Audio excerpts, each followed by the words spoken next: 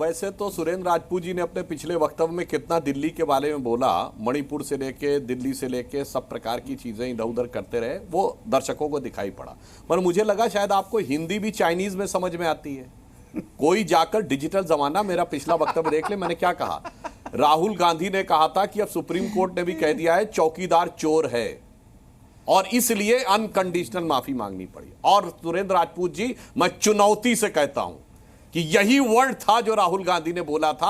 अब ये खिसियानी हंसी से कुछ नहीं होने वाला, तथ्यात्मक बात है और इसी बात के लिए उनको माफी मांगनी पड़ी थी, क्योंकि उनका यही वर्ड था कि सुप्रीम कोर्ट ने कह दिया है चौकीदार चोर है राफेल के मुद्दे पे और सुप्रीम कोर्ट से अनकंडीशनल माफी। अब उसमें कोई ऐसी बात नहीं, ठीक है, वो मजबूरी है। आपने बोला मणिपुर पे, तो मैं भी कह सकता हूं कांग्रेस के अंदर हिम्मत होनी चाहिए कि इंफाल में भी प्रदर्शन करे। भाई 1.5 साल हो गए मणिपुर की घटना का, दिल्ली में ही हल्ला मचाते हैं। मणिपुर की राजधानी में एक प्रदर्शन नहीं, एक बयान नहीं, मणिपुर सरकार के खिलाफ अविश्वास प्रस्ताव नहीं, मगर केंद्र में दिल्ली की मोदी जी की सरकार के खिलाफ अविश्वास प्रस्ताव। यह दिखाई पड़ता है कि राजनीति करनी है राष्ट्रीय स्तर पर। और मणिपुर को लेकर जो अविश्वास प्रस्ताव आप लोग लाए थे, सुरेंद्र राजपूत जी जाके जवाब देने का 5% नहीं बोला गया उस पर, मणिपुर पे 5% नहीं मणिपुर पे बोला गया। राहुल गांधी के भाषण में 5% भी नहीं था, मणिपुर पर लाए गए विश्वास प्रस्ताव में। यह दिखाई पड़ता है हाथी के खाने के दांत और दिखाने के दांत और। अब दूसरी बात आपसे कहना चाहता हूं, जो आप हमारी जिस पूर्व नेत्री की बात कर रही हैं उसका शायद आपने वीडियो ही नहीं सुना। वो तो बहुत साफ साफ कह रही हैं कि मुझे बर्खास्त कर दिया गया था, क्योंकि वो अपने मुंह से कह रही हैं कि मैंने सिर्फ इतना गलत बोला था, ऐसी तो जबान फिसली जाती है। फिर वो टिकट फला फला को दे दिया गया, इसलिए टिकट नहीं मिला गया। वो टिकट की बात कह रही हैं कि अमुक व्यक्ति को टिकट दे दिया गया, और आप कह रहे हैं दिल्ली पे आप बात करने के लिए आए, और आप कह रहे हैं कोई सचदेवा जी।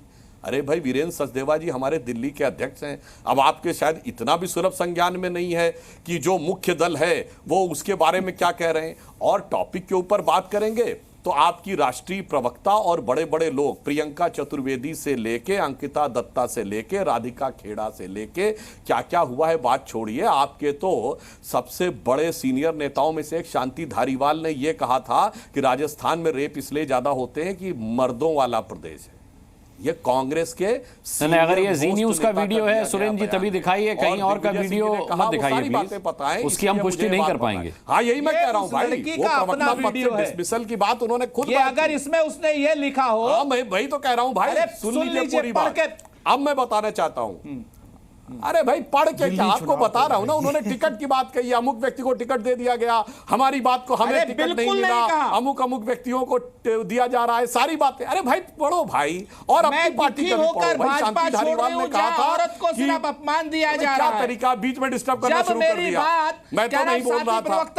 नहीं, देखिए सुधांशु जी बोल रहे हैं इस वक्त। सुरेंद्र राजपूत जी, जब आप बोल रहे थे ना तो सुधांशु जी ने टोका और ना आपने कहा मैंने टोका आपको, तो कम से कम सम्मान। अनुराग मुस्कान जी आपके में नहीं बोले, आप बीच में आने लगे। अनकंफर्टेबल फैक्ट के साथ ये समस्या होती है मेरे भाई, समस्या होती है। और जब आप जब उसमें तिनके की ओट पे पहाड़ छुपाना चाहते हैं तो समस्या होती है मेरे भाई। आपने अपने टर्न पे बोली है, दर्शकों के साथ न्याय होता है, बीच में बोलने से कोई आपकी ऐसी बात नहीं कि सही हो जाएगी। मैं आपके एन नंबर ऑफ एग्जाम्पल बता सकता हूं। मुलायम सिंह का यह कहना, आप उनके साथ खड़े थे कि लड़कों से गलती हो जाया करती है। आजम खां महिला नेत्री का अंडरवियर का कलर बता रहे थे। और तो और छोड़िए, संसद के अंदर रमा देवी जी जो कि हमारी नेता थी, सभापति के चेयर के ऊपर बैठी हुई थी, और उस समय उन्होंने उनके लिए आपत्तिजनक टिप्पणी की, 3 दिन तक माफी नहीं मांगी। सुरेंद्र जी आप ध्यान दीजिए, डिबेट पे अंदर मत देखिए, तभी पिछली बार आप गलती कर गए। मैंने एग्जैक्ट वही वर्ड कोट किया था कि चौकीदार चोर है कहने के कारण उनको माफी मांगनी पड़ी थी, मगर आप कुछ और करने लगे। बात करते हैं तो दिल्ली तो वो चीज है कि आज आम आदमी पार्टी को सत्ता की दहलीज आपने पालकी ढोकर अपने कंधे पे पार कराई थी। 32 सीटें 2013 में हमारी थी, 8 आपकी थी और 28 कांग्रेस पार्टी की थी। उसके बाद आम आदमी पार्टी ने आपको जड़ बूढ़ से साफ कर दिया। और दिल्ली की स्थिति यह है कि 3 लोकसभा चुनाव में कांग्रेस का स्कोर है 0, 0 एंड 0, और उसके बाद विधानसभा में स्कोर है 0 एंड 0। मतलब अब 0, 0 एंड 0 के 5 0 तो बना चुके हैं, और उसके बाद आज आकर आप कहने का प्रयास कर रहे हैं। इसलिए मुझे लगता है दिल्ली पे बात हो या राष्ट्रीय स्तर की बात हो या किसी भी सैद्धांतिक विषय पे बात हो, तथ्यों के धरातल पर आप लोगों का शीशा चकनाचूर होता हुआ दिखाई पड़ता है। इसीलिए डिबेट पे ध्यान दीजिए, मोबाइल में कम ध्यान दीजिए। ठीक है सुरेंद्र राजपूत जी, आप जो वीडियो चला रहे थे उस वीडियो को सबने देखा और उस पर जवाब सुधांशु त्रिवेदी जी दे चुके हैं। मैं लौटूंगा, अनुराग ढांडा जी बहुत देर से नहीं बोले और बहुत देर से बोलना चाह रहे हैं। जी जी, ये वीडियो पब्लिक प्लेटफॉर्म पर है, सबने देखा है, सबने देखा। गलत बात है। नहीं गलत बात नहीं है, उसी चीज का दोहराव क्यों करना है जिसका जवाब आ चुका है हमारे पास। मिश्रा सर्टिफाइड झूठ बोल रहे हैं। अच्छा ठीक है सुधांशु मिश्रा इस लड़की के मामले में सर्टिफाइड झूठ बोल रहे हैं। ठीक है, नंबर 1 इसका वीडियो देखा जाए, इस लड़की का वीडियो देखा जाए, एक बात।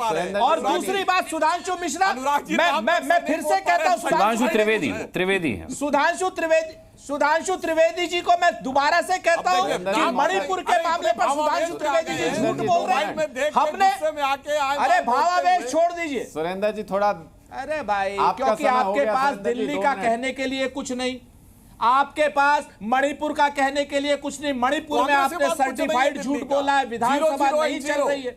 और सुन लीजिए, आप राष्ट्रपति अच्छा, ये झूठ सर्टिफाई कर कौन रहा है? कांग्रेस पार्टी। वीरेंद्र सिंह आपको ब्लैकमेल, सुधांशु त्रिवेदी जी के झूठ को सर्टिफाई कर कौन रहा है? सुरेंद्र राजपूत। मैंने सर्वोच्च न्यायालय का सर्टिफाइड झूठ बोला। मणिपुर की जनता कर रही है, एक और झूठ बोलता हूं। मणिपुर की जनता कर रही है। और नेहा शालिनी दुआ का ये वीडियो मणिपुर में भी मैं एक अपना आंदोलन दिखाइए इम्फाल में, सिर्फ दिल्ली में। अरे उन्होंने बता तो दिया, राधिका खेड़ा जी का वीडियो भी ऐसा ही था भाई। ठीक है, अगर आपको महिलाओं का सम्मान नहीं है, अगर आपको महिलाओं का सम्मान नहीं है, तो आप किसी मुंह से दिल्ली में महिलाओं से वोट नहीं मांगने जा सकते। ठीक है। अब अनुराग ढांडा जी, हम थोड़ा सा भटक गए डिबेट के विषय से। सवाल ये है कि देखिए, बटेंगे तो कटेंगे, ये नारा जो है हरियाणा में जादू चला चुका है, महाराष्ट्र में चला चुका है। अब मैं आपसे सवाल ये पूछना चाह रहा हूं कि अगर योगी दिल्ली में आकर बटेंगे तो कटेंगे का नारा बुलंद करते, बल्कि महाराष्ट्र में तो उन्होंने कहा था बटेंगे तो निर्ममता से कटेंगे, तो हो सकता है दिल्ली में वो एक आध शब्द और ऐड कर दें इसमें, तो फिर आम आदमी पार्टी के पास इसकी काट क्या है? रामकृपाल जी भी मान रहे हैं कि आम आदमी पार्टी थोड़ा संकट में इस बार दिल्ली में। अनुराग जी, मैं उम्मीद करता हूं कि मैं सुधांशु त्रिवेदी जी के और सुरेंद्र राजपूत जी के बीच में नहीं बोला था, तो मुझे 2 मिनट के लिए सुनने का कष्ट मेरे दोनों बड़े भाई करेंगे। मैं पिछले आधे घंटे से ये देख रहा हूं कि हम बहस कर रहे हैं और एक भी मुद्दा दिल्ली का ना भारतीय जनता पार्टी ने ना कांग्रेस ने उसका जिक्र नहीं किया। भारतीय जनता पार्टी खास तौर पे, इन्होंने एक मुद्दा, कोई एक योजना, कोई दिल्ली की बात अगर की हो तो सारे दर्शक सुन रहे हैं। इनके पास दिल्ली के लिए कुछ नहीं है। अगर इन्होंने काम किया होता, आधी दिल्ली तो इनके पास भी है ना, आधी हमारे पास है। हम बताते हैं हमने क्या किया। 70 साल में 24,000 कमरे बने थे दिल्ली के स्कूलों में, हमने 10 साल में 22,000 नए कमरे बना दिए दिल्ली के स्कूलों में। 10,000 किलोमीटर की कच्ची कॉलोनियों के अंदर पक्की सड़कें बना दी हमने। 6800 किलोमीटर की सीवेज पाइपलाइन डाल दी हमने कच्ची कॉलोनियों के अंदर। 4000 किलोमीटर की वाटर पाइपलाइन डाल दी हमने दिल्ली के अंदर। बिजली 24 घंटे और फ्री पूरे देश के अंदर सिर्फ दिल्ली में मिलती है। 22 राज्यों में बीजेपी की सरकार है, ये कहीं नहीं दे पाया आज तक। महिलाओं को फ्री बस सफर सिर्फ आम आदमी पार्टी शासित राज्यों में मिलता है, बाकी कहीं भारतीय जनता पार्टी आज तक नहीं दे पाई है। ये सारे काम, और 3 लाख सीसीटीवी कैमरे और 3.5 लाख स्ट्रीट लाइट जो डार्क स्पॉट खत्म करने के लिए, वो हमने लगाई। 38 नए फ्लाईओवर दिल्ली के अंदर हमने बना दिए। ये सारे काम हमने दिल्ली के लोगों के लिए किए। और अगली बार के लिए भी संजीवनी योजना, महिलाओं के लिए 2100 रुपए का लाभ, जो हमारे पुजारी हैं, ग्रंथी हैं, उनके लिए 18,000 रुपए का फायदा, ये सारी योजनाएं हम लेके आ रहे हैं। ठीक है, इनके पास क्या है दिल्ली के लिए प्लान? इनके हाथ में दिल्ली में लैंड और कानून व्यवस्था, 2 चीजें हैं। अनुराग जी 10 सेकंड और लूंगा। जी जी। 2 चीजें इनके हाथ में हैं। पहली कानून व्यवस्था, गैंग्स के ऊपर बाकायदा अमित शाह जी का हाथ है, खुली छूट है, फिरौती मांगो। व्यापारियों से, सैकड़ों व्यापारियों से रोज फिरौती मांगी जा रही है। अभी आप बीच में प्रोग्राम रोक के खबर दिखा रहे थे, वो बता रहा है इनके शासित राज्यों में कानून व्यवस्था की क्या हालत है। दूसरा, इनके हाथ में है लैंड की व्यवस्था। दिल्ली में किसान त्राही त्राही कर रहा है। मास्टर प्लान 2041 इन्होंने लागू नहीं किया। झूठे वादे कर कर क्या है पंचायतों के अंदर जाके कि मास्टर प्लान लागू कर रहे हैं, आचार संहिता से पहले नहीं किया। दिल्ली के किसानों को जमीन के बदले में प्लॉट मिलने थे, इन्होंने नहीं दिए। दिल्ली के किसानों को उनकी जमीन के मालिकाना हक मिलने थे, इन्होंने नहीं दिए। जो भी दिल्ली के लैंड से रिलेटेड इश्यूज और कानून व्यवस्था से रिलेटेड इश्यूज है, उसमें ये पूरी तरह फेल हो गए। प्रधानमंत्री कहते थे 2022 तक सबको पक्के मकान बना के दे दूंगा। 4 लाख झुग्गियां हैं दिल्ली में, इन्होंने 4700 फ्लैट बना के दिए हैं। ठीक है, तो मुझे लगता है पूरी तरह से फेल जिस अपने काम में हो गए, इसलिए काम का जिक्र करके दिल्ली का चुनाव ये कभी नहीं लड़ते। अब देखिए, आप अपने तमाम सारे मुद्दे गिनाने में भारतीय जनता पार्टी के खिलाफ अपना ही एक अहम मुद्दा अनुराग डांडा जी भूल गए। सुधांशु त्रिवेदी जी, आम आदमी पार्टी का एक बाकायदा होर्डिंग और पोस्टर चल रहा है जिसमें केजरीवाल जी की तस्वीर है कि दिल्ली मुख्यमंत्री के तौर पर अरविंद केजरीवाल को चुनेगी या फिर भारतीय जनता पार्टी के किसी गाली देने वाले नेता को। क्वेश्चन मार्क है और आम आदमी पार्टी लगातार पूछती रही है कि कौन होगा मुख्यमंत्री का चेहरा भारतीय जनता पार्टी की तरफ से। देखिए, अनुराग जी ने बहुत विचित्र और बात कही, और एक बात कुछ हद तक इनकी बात को स्वीकार भी करता। 27 साल से तो हमारी दिल्ली में सरकार नहीं है और काम का जवाब हमें देना चाहिए। भैया 27 साल से दिल्ली में सरकार नहीं है और काम हमें देना चाहिए। अब इन्होंने कहा कि आधी सरकार इनकी है। चलिए, कम से कम ये माना तो कि इनकी पूरी सरकार नहीं, वरना अभी तक जो इनका आचरण दिखाई पड़ता था वो तो ऐसे दिखाई पड़ता था जैसे आधी नहीं दुगनी सरकार इनकी हो।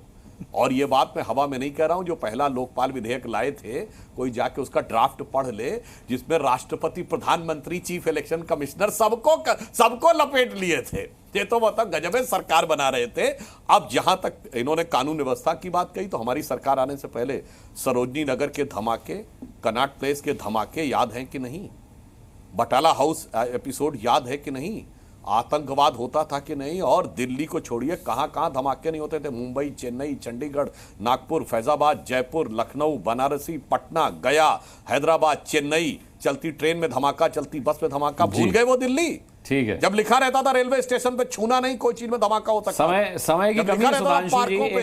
एक सवाल सुरेंद्र राजपूत जी से भी पूछ लेता हूं, क्योंकि राम कृपाल जी ने अपने आकलन में कहा था कि दिल्ली शीला दीक्षित को याद कर रही है, मिस कर रही है।